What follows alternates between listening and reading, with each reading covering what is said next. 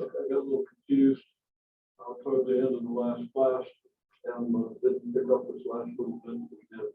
We have y equals 2 to the x, and we want to make our standard table for this function. Well, first place, if x equals -2, then what is 2 to the x equal? We have to understand the laws of x. We have to know what they are. We have to understand them as best we can. 2 to the -2 means 1 over 2 squared. In general, a to the -b means 1 over a to the b.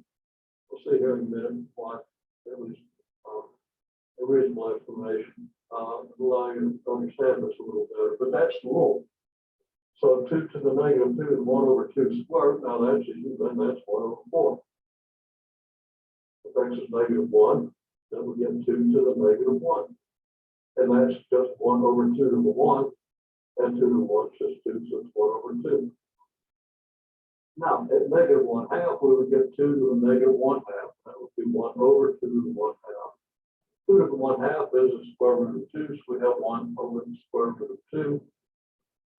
We don't know how to calculate this. We plug it into the calculator.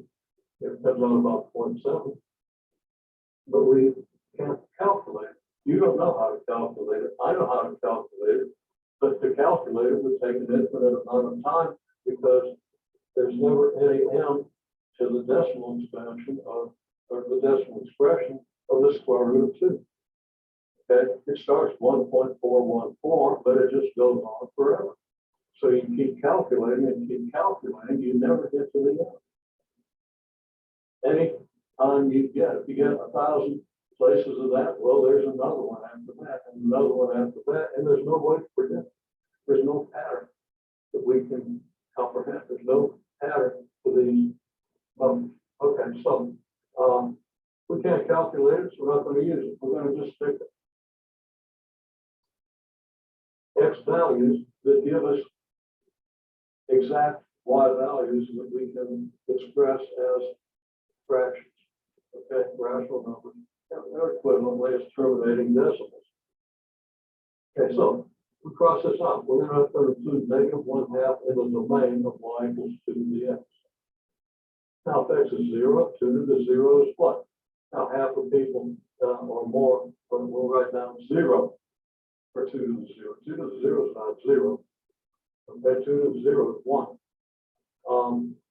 And any number to the 0 power is 1. This is something that I have a hard time believing this stuff that repeated to people a lot of times, but it happens. Okay, and then if x is 1, 2, 1 is 2, if x is 2, 2 squared is 4. Okay, so yeah, I'm going to pause this for a second.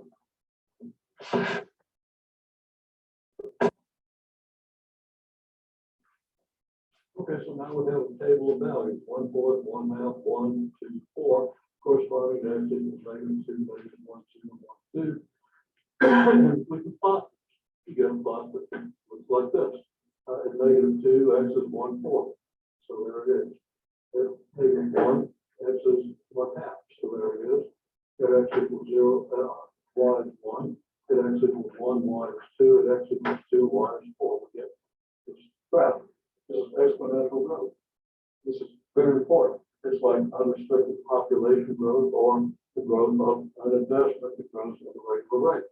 So there's your exponential function. Now, just quickly to understand why 2 to the -2, for example, is 1 over 2 squared, why a to the -b should be 1 over a to the b. I'll say because, and this is a kind of a spurious argument. It's subtly a little bit circular, so it's not really a rigorous argument, but it'll probably convince you that. Because a to the -b multiplied by a to the b, by the laws of exponents, a to the -b plus b. What's -b plus b? Doesn't matter what b is, it's 0. So that's a to the 0. And that's equal to 1. Because if we accept that a number is 0, is 1, then that's proves it. And then since 1 over a to the b times a to the b equals 1 over 1 times A to the B over A to the B, which equals 1 times 1, which is 1. Okay? I said the argument in the wrong way.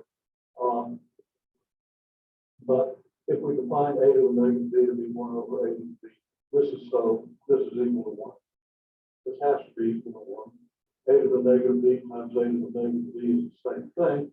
So A to the negative B and 1 over A to B have to be the same thing. Okay? So that kind of shows it. And it's all related to the fact that A is 0. There's a lot of consistency. We have to have consistency in our algebra, and because of consistency, we need all this together.